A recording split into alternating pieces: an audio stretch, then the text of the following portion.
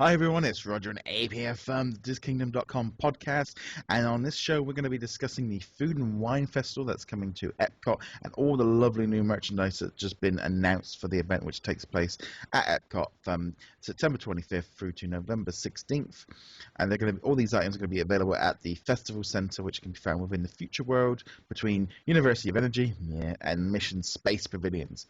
And there's no plans to carry it out at the Disney store. I'm sorry, but the University of Energy is literally just the University of having a 40-minute nap while Ellen's selling his stuff. I love it when you just said, yeah. It's so great. It was good 20 years ago, but let's be honest, nowadays it really does look like it needs something to go in that space. But that's a different opinion entirely. Yeah, absolutely. So there's loads of merchandise. Right. So what was the first few things that caught your attention? Well, there's definitely maybe three things that are like I need to get them type of thing. I love Figment. I love the mug. Yes. The mug looks amazing. You can even the handles, all like his tail. It's awesome. Yeah, I love the. Go ahead. I was gonna say I completely agree. That was the one thing that jumped out to me straight away. I also like, obviously, the shirt with Figment on it as well. Only reason why that one caught my eye too is like I'm usually more of a darker color for shirts, so he's on it and it's great. And then the last one, which kind of I have a weakness for, is those Swedish chef Vinylmations. Yes. And I love the messy one. It's like the before and after picture. It's so perfect. I love it. I must admit, the variant version I think is going to be the messy one. I wish it was the other way around because I think the messy one is the one that really caught my. I've got to admit, I'm obviously a big Vinylmation collection. I'm also a big Muppet fan. This one looks a lot better than the previous chef that we saw in the Muppet series. So. Yeah, this one is going on my shopping list to find some lovely person to pick me up one because I love it. That one to me was the Vinylmation. Very well done. I love the fact that they're announcing something a few months out, which is something they don't know. Last year the Vinylmation was released not exactly when it started, so we don't know quite when it's going to be available. But I just love that Swedish meat. It's such a cool way of doing something that is, though I must admit.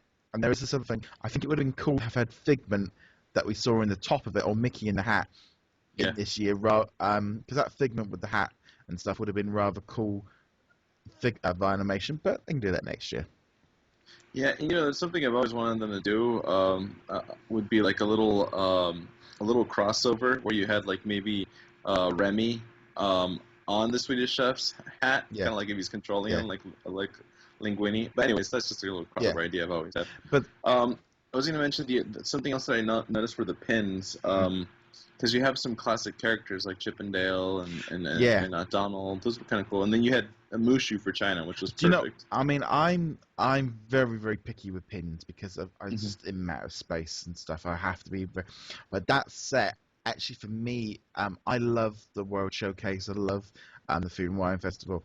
And that set just looks Chip and Dale with Belgium and so Donald with the in the Mexico just look awesome. And Germany's always cool because we have a tendency to have we love the Werther's Original cake store they have in there. They do these amazing cakes and stuff that was full of, and I can't. Every time we walk by, we'll sit there. I think I've been known to sit down there for the big fireworks show, and I'll walk halfway around the world just to go get some treats. It's like we got to go there. That's Germany's always got the place just literally because we love the Werther's Original food.